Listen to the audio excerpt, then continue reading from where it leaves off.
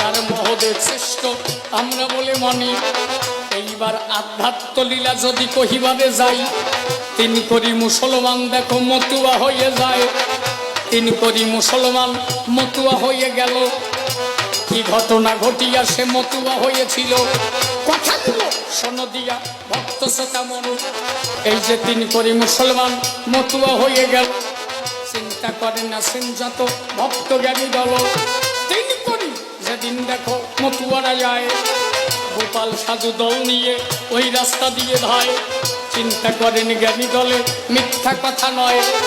তিন করির বাঙির খ্যাত ভবিষ্যৎ হয়ে যায়। তিন করির এক বাঙি খ্যাত ছিল, ওই বাঙি খ্যাতে দেখো পোকা লেগে গেল। ভক্তরা দেখে বলে দেখি তাই। তিন করি লাঠি নিয়ে সম্মুখে দাঁড়ায়, গোপাল সাধুর দল দেখো ওই রাস্তা দিয়ে যায়। তিন করি লাঠি নিয়ে যখন দাঁড়ালো সামনে, ভাই শোনো শোনো মতুয়ারা আমার কথা নিবা। এই রাস্তা দিয়ে এলে ডাঙ্কা বন্ধ করে যাওয়া। এই রাস্তা দিয়ে যদি কেহ চলাচল করে, আর কোনোদিন ডঙ্কা জানো বাজে না রাস্তার পরে। ডঙ্কা কাশি তোমরা সবাই যাওয়া, সুস্থভাবে তোমরা এই রাস্তা দিয়ে নেবা।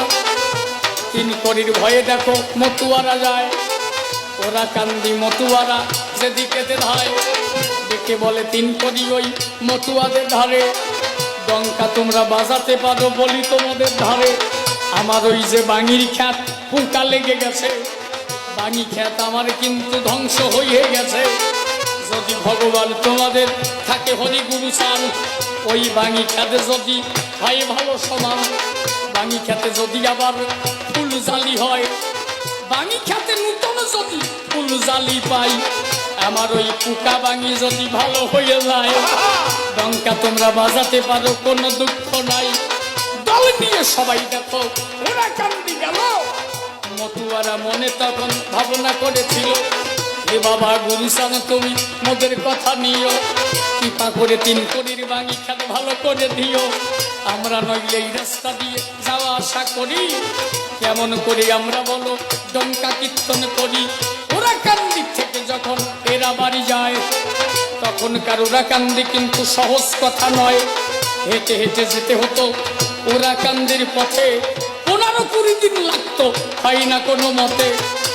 15-20 দিন পরে ওরা কান্দি ঠাই, ওরা কান্দি হতে মতুয়ারা বাড়ির দিকে ধায়। ওই যে তিন করি গ্রামের মধ্য দিয়া, মতুয়ারা ডঙ্কা বাজায় যাচ্ছে হাতিয়া। তিন করি দেখে বলে মতুয়াদের